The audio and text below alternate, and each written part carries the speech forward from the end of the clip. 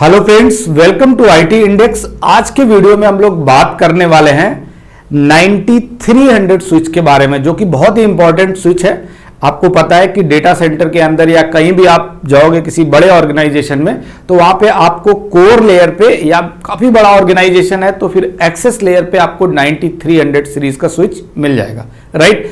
इस स्विच के बारे में डिटेल से बात करेंगे, इसकी अनबॉक्सिंग करेंगे। रियल स्विच जो है मेरे पास वो अभी की डेट में प्रेजेंट है, तो मैं आपको शो करता हूं कि 9300 सीरीज का ये स्विच है जिसका फ्रंट पैनल है और ये इसका बैक पैनल है, राइट। इन दोनों के बारे में वन बाय वन डिस्कस करेंगे। एलईडी स्टेटस के बारे में बात करेंगे, पोर्ट्स के बारे में बात करेंगे, बैक पैनल पे जो जो पोर्ट्स होते हैं सभी का मीनिंग क्या है डिटेल से डिस्कस करेंगे, राइट। एंड आफ्टर दैट इसका iOS installation and upgradation and configuration one by one सभी वीडियोस के अंदर करेंगे, राइट। अभी फर्स्ट ऑफ ऑल हम लोग बात करते हैं अनबॉक्सिंग के बारे में। अनबॉक्सिंग का मतलब क्या है कि मेरे पास 9300 सीरीज का स्विच है, 48 पोर्ट का स्विच है, यूपीओई स्विच है।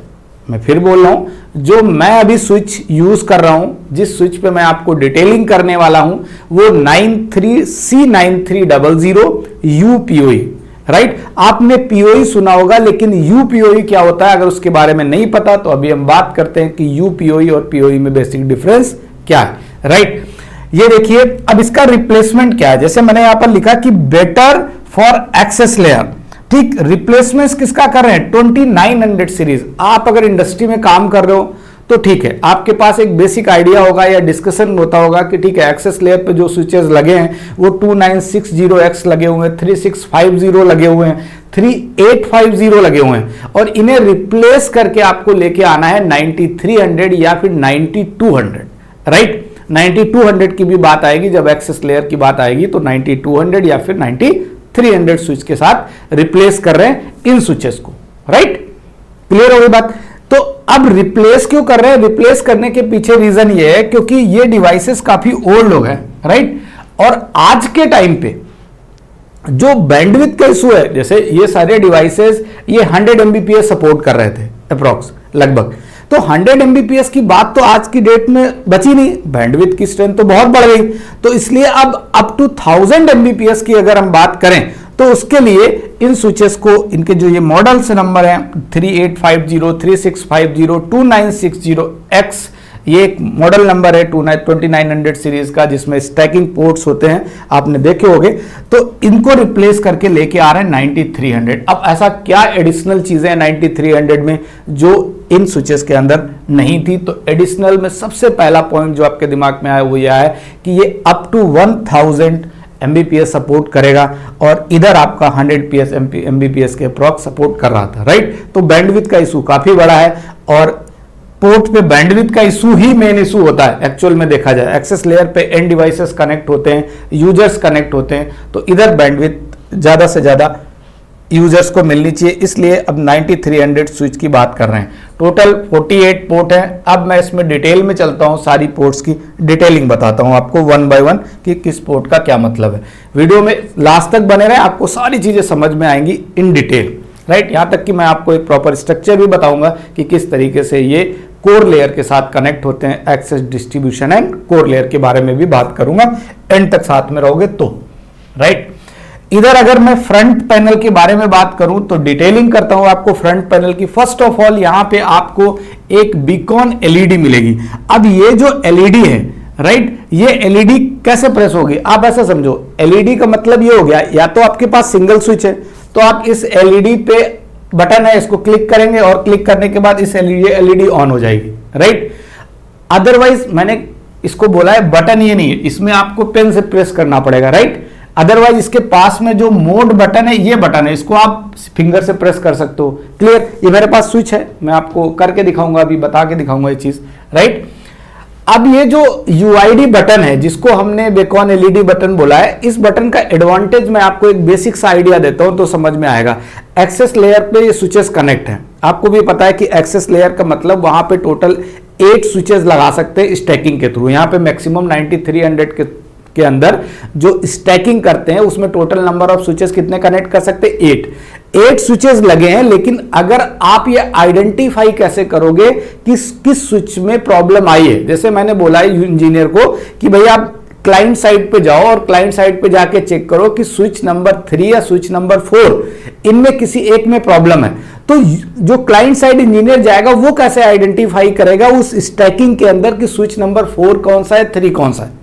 तो वो आइडेंटिफाई करने के लिए होता क्या है, जब स्टैकिंग में ये सारे स्विचेस आपस में कनेक्ट होते हैं तो उस टाइम पे एक कमांड चलती है, उस कमांड की हेल्प से जब मैं कमांड रन कराऊंगा तो जिस स्विच पे मुझे काम कराना है उस इंजीनियर से, उस स्विच का ये जो एलईडी बटन है, बेकॉन एलईडी बटन, ये ब्लू कलर का जल जाए। और जैसे ही ब्लू कलर जल जाता है वो इंजीनियर जो क्लाइंट साइड पे गया हुआ है वो आइडेंटिफाई कर लेगा कि अच्छा ठीक है, इस स्विच के अंदर जो वायर है चेंज करनी है, इसके पोर्ट चेंज करना है, इसका पोर्ट के मतलब पोर्ट पे जो केबल लगी है वो निकाल के दूसरे पोर्ट पे लगानी, लाइक दैट जो भी एक्टिविटी करनी हो वो परफॉर्म कर सकता है, राइट। तो एलईडी का स्टेटस समझ आया।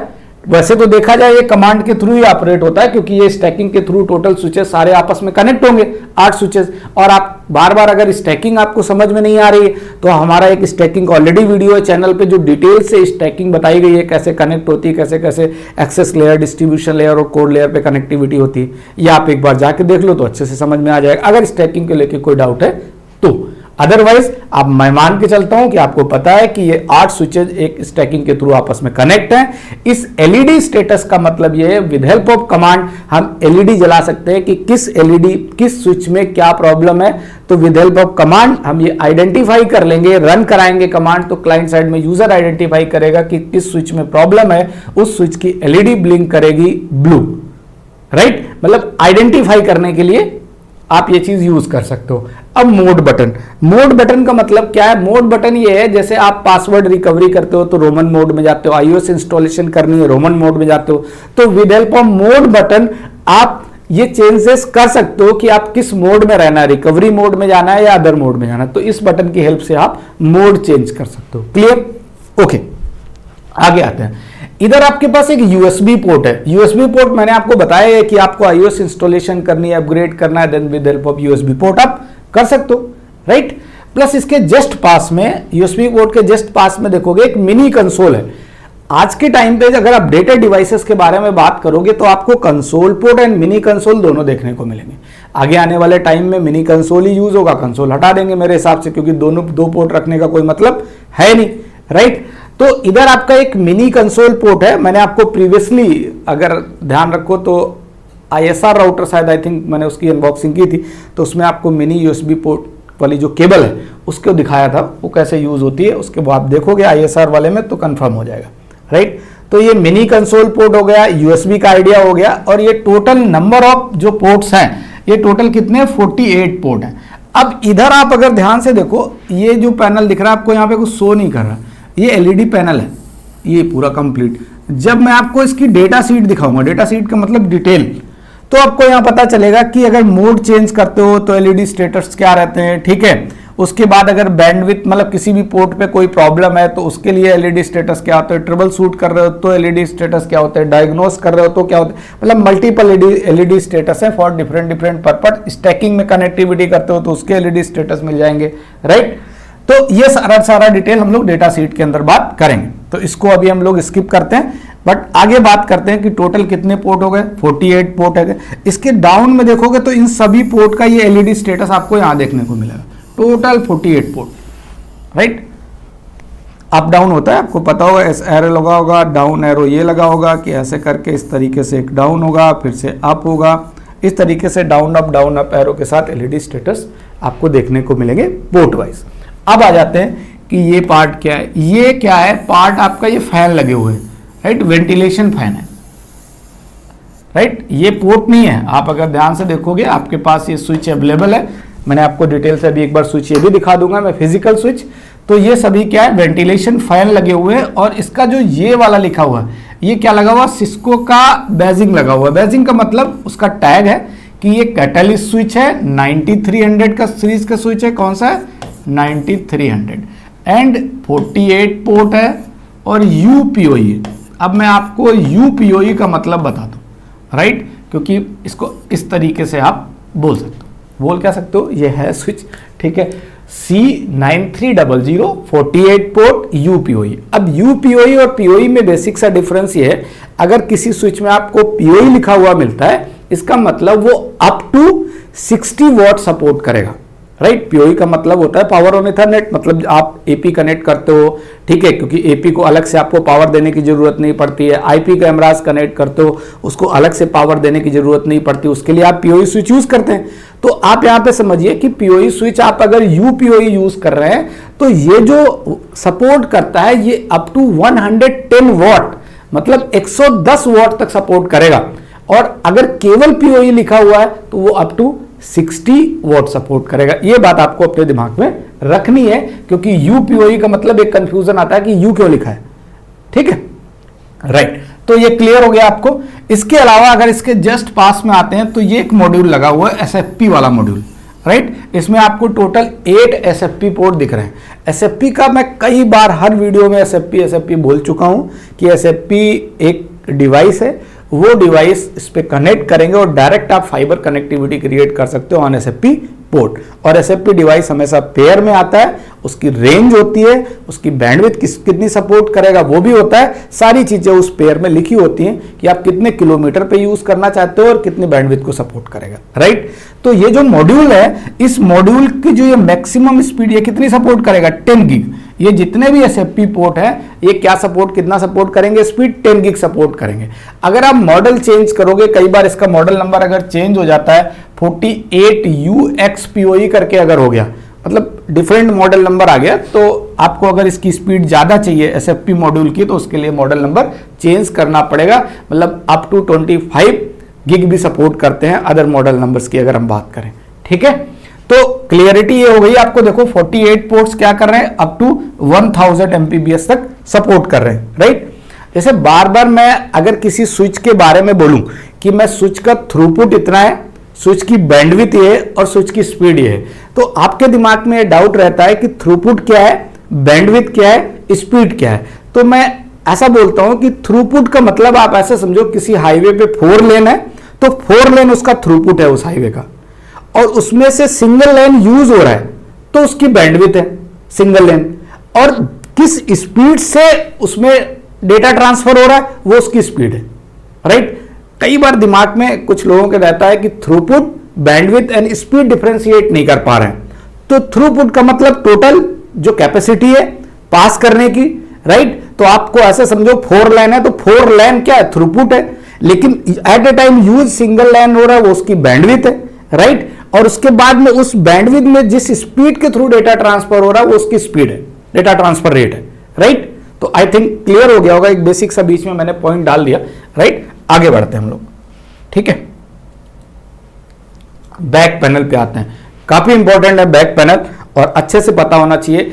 अगेन कह रहा हूं 9300 सीरीज का स्विच आपको देखने को मिलेगा। अगर आप अभी स्टडी कर रहे हो तो बहुत ही अच्छा, इससे बेस्ट आपके लिए कुछ हो ही नहीं सकता, ठीक है। लेकिन अगर आप वर्किंग में हो और आपने इस चीज को अभी तक मतलब आपके यहाँ रिप्लेसमेंट नहीं हुआ है, 2900 सीरीज के स्विचेज ही यूज हो रहे हैं, तो आपके लिए एडवांटेज होने वाला है। और अगर आप कर चुके हो तो रिवाइज कर रहे हो राइट, ठीक है। तो आ जाते हैं बैक पैनल पे। देखिए इंटरेस्टिंग क्या है बैक पैनल पे, यहाँ पे एक USB 3.0 SSD पोर्ट है। आप कहोगे सर यार USB दिख तो रहा नहीं, और आप कह रहे हो USB 3.0 SSD पोर्ट है भाई। यहाँ पे मेरे पास फिजिकल स्विच है, मैं आपको दिखाऊंगा। ये कवर है, इसको हटा देंगे यहाँ से, और हटाने के बाद जैसे ही ये कवर हटाएंगे अंदर देखोगे आपको अंदर साइड में, राइट, एक USB बोर्ड मिलेगा। उसमें USB केबल लगा दो और अपनी SSD कनेक्ट कर दो, कोई प्रॉब्लम नहीं, राइट। मतलब आप वैसे यूज कर सकते हो कि आपको अगर SSD इसमें कनेक्ट करनी है या USB कोई पेन ड्राइव कनेक्ट करनी है, आप स्टोरेज के लिए आप ऐसा मान लो, तो वो कनेक्ट कर दो, कोई प्रॉब्लम नहीं, क्योंकि USB पोर्ट लगा हुआ है इसमें, राइट। कोई सॉकेट नहीं है, डायरेक्टली USB पोर्ट है। आप सोचोगे कार्ड लगा देंगे USB वाली जो SSD आती, वो नहीं। इसको ओपन करोगे तो डायरेक्ट जैसे USB पोर्ट ये दिख रहा था बैक फ्रंट पैनल में, वैसे USB पोर्ट है। अगर आपने नहीं देखा होगा, आपको मिल जाए कभी देखने को, कुछ नहीं, इसका कवर है, इसको फ्लैप को ऐसे हटाना, ऐसे प्रेस करना, बाहर निकाला, अंदर USB पोर्ट दिख जाए, राइट, ठीक है। आगे आ जाओ, इधर देखो तो जो बेकॉन LED आपकी फ्रंट में थी वो बैक में भी है। भाई यूजर को आपने इंजीनियर को बोला है तो आपको फ्रंट या बैक पैनल दोनों ही पैनल से स्विच आइडेंटिफाई तो करना आना चाहिए, तो इजिली आइडेंटिफाई कर लेगा। जैसे ही आप कमांड चलाओगे, कमांड चलाने के बाद जिस स्विच पे आपको यूजर क्लाइंट साइड भेजा था कि उस स्विच पे काम करना है, तो उसकी फाइनली चाहे फ्रंट पैनल हो या बैक पैनल हो, बेकॉन LED दोनों ही केसेस में ब्लू हो जाएगी और वो यूजर आइडेंटिफाई कर लेगा कि किस स्विच पे उसको काम करना है, राइट, ठीक है। उसके जस्ट पास में एक कंसोल पोर्ट है, ठीक है। फ्रंट में आपके पास मिनी कंसोल था, बैक में आपका मेन कंसोल पोर्ट है, राइट। दूसरा अगर बात करें तो मैनेजमेंट पोर्ट है। मैनेजमेंट पोर्ट के बारे में आपको पता है कि आपको इसके थ्रू आप डिवाइस को इजीली रिमोट एक्सेस कर सकते हो इस आईपी के थ्रू, और जीयूआई मैनेज कर सकते हो। आईपी पता है, वेब ब्राउजर में गए, डायरेक्ट इंटरनेट एक्सप्लोरर या गूगल क्रोम, आईपी दिया, एंटर किया, जीयूआई एक्सेस हो गया और फाइनली स्विच को मैनेज कर दिया इजिली, राइट। ठीक, अब इधर आपके दिख रहे हैं ये जो पोर्ट मैनेजमेंट पोर्ट था वो 1000 Mbps तक सपोर्ट करेगा, स्पीड भी लिखी हुई है 10, 100, 1000 Mbps। ये जो फैन दिख रहे हैं 1, 2, 3, अब ये फैन आप रिप्लेस भी कर सकते हो, मतलब ये इसकी क्लिप है, आप ऐसे क्लिप पकड़ो ये फैन बाहर आ जाए, राइट। मैं दिखाऊं, मैंने निकाल के ये देखो, राइट, ये मैंने निकाल रखा। तो ये क्या है, फैन अटैच कर सकते हो, ऐड रिमूव अपने अकॉर्डिंग कर सकते हो। खराब है तो फैन निकाल के लगा सकते हो, राइट। तो कूलिंग फैन का इश्यू नहीं, फैन खराब है तो रिप्लेस कर सकते हैं विदाउट एनी प्रॉब्लम, या आपको स्क्रू ड्राइवर से कुछ ओपन करने की जरूरत नहीं। तो 1, 2, 3, इन फैन के बीच में आपको दो ये और दिख रहे हैं सॉकेट टाइप में, राइट। ये सॉकेट क्या है, ये स्टैक केबल कनेक्ट करने के लिए है। बट स्टैकिंग के अंदर एक बात और आती है, data stack and power stack, right. ये मैंने स्टैक में बताया कि data stack and power stack. तो 9300 के अंदर एक एडवांटेज है, क्या है, ये जो लिखा हुआ है ना 2 पावर स्टैक पोर्ट, ये 9300 में मिलेंगे आपको, 9200 सीरीज में नहीं मिलेंगे। तो अभी मैं आपको जो रिकमेंडेशन दे रहा था वो मैं ये देना चाह रहा था कि जो 9300 है वो कोर लेयर पे यूज करो। डिपेंड करता है ऑर्गेनाइजेशन पे, अगर ऑर्गेनाइजेशन में मनी मैटर नहीं कर रही है, वैसे तो बहुत सारी करती है, मनी मैटर तो करता ही है, लेकिन बट कॉस्टिंग का कोई मैटर नहीं है ऑर्गेनाइजेशन के अंदर, ठीक है। कॉस्टिंग बढ़ जाएगी तो चलेगा, बट यूजर्स के लिए प्रॉपर सारी चीजें होनी चाहिए, तो फिर एक्सेस लेयर पे भी इस स्विच को कनेक्ट कर सकते हैं।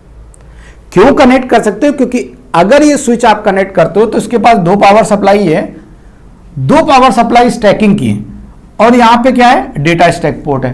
बट 92 के अंदर ये जो आपके 2 पावर स्टैक पोर्ट है ये नहीं मिलेंगे। अब एडवांटेज क्या है, एडवांटेज ये है अगर दोनों पावर सप्लाई फेल हो जाती तो ये 2 स्टैक पोर्ट है, पावर स्टैक है, इनमें से भी अगर एक कोई फेल हो जाता तब भी आपका स्विच अप रहेगा, ऑफलाइन नहीं होगा। तो इससे बेटर तो कुछ हो ही नहीं सकता, राइट। बट आप ध्यान रखिएगा, मैं 9200 के बारे में अगर बोल रहा हूं, दिमाग में इतनी सी बात रखिएगा कि 9200 के अंदर ये वाले आपको दोनों पोर्ट नहीं मिलेंगे, डेटा स्टैकिंग पोर्ट मिलेंगे, राइट।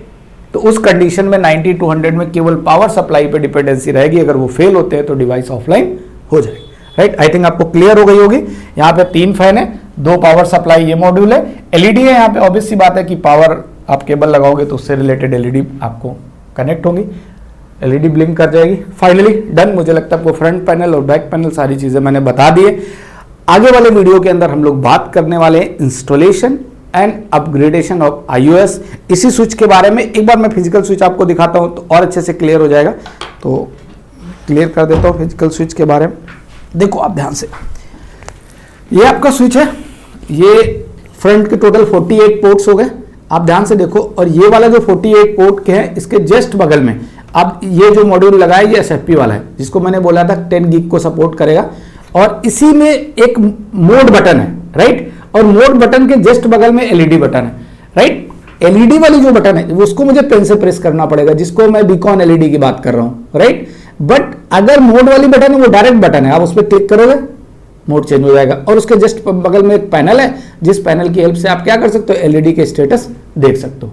मिनी कंसोल भी यहीं पे प्रेजेंट है, यूएसबी भी यहीं पे प्रेजेंट है, ये सारे पोर्ट्स आपको देखने को मिल जाएंगे। क्लियर। अगर बैक पैनल की बात करूं तो मैं अभी इसी स्विच में आपको iOS इंस्टॉलेशन एंड अपग्रेडेशन कराऊंगा।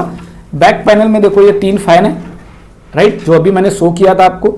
इसी के बगल में जो स्टैकिंग का ऑप्शन है ये हमारे पास पावर स्टैकिंग के लिए, और इसके बीच में जो स्टैकिंग का ऑप्शन है ये मॉड्यूल्स किसके लिए, हमारे डेटा स्टैकिंग के लिए। क्लियर। बैक साइड में आपको एक कंसोल पोर्ट भी मिल जाएगा, मैनेजमेंट पोर्ट मिल जाएगा, ये दोनों पोर्ट्स आपको बैक साइड में मिलेंगे। और बेकॉन एलईडी जिसके थ्रू आप स्विच आइडेंटिफाई करोगे कि किस स्विच पे आपको काम करना है, वो कौन बताएगा, जो ऑन साइट इंजीनियर जाएगा उससे लिए जो रिमोट पे मैनेज कर रहा है वो भी जैसे ही कमांड चलाएगा इस स्विच पे आपका बेकॉन एलईडी ब्लू हो जाएगी। मैं बार बार इसलिए बोल रहा हूँ क्योंकि अगर आप साइट इंजीनियर हो, आप विजिट करते हो कहीं जाके, तो आप डायरेक्टली आप कैसे आइडेंटिफाई करोगे, तो आप अपने जो रिमोट लोकेशन पे बैठे हुए इंजीनियर्स हैं ऑन साइट, उन पे जाके उनको बोल सकते हो कि भैया ठीक है मेरे पास, मैं आइडेंटिफाई कैसे करूंगा, तो वो कमांड के थ्रू आपको स्विच आइडेंटिफाई करा देंगे कि ब्लू एलईडी उसकी जल रही है, आप उस स्विच के पोर्ट नंबर 15 या 16 पे जाके केबल को कनेक्ट कर सकते हो। लाइक दैट, कुछ भी जो भी बोला, राइट। इस वीडियो को हम लोग क्या करते हैं, यहीं पे कंप्लीट करते हैं। बाकी मिलते हैं हम लोग नेक्स्ट वीडियो के अंदर,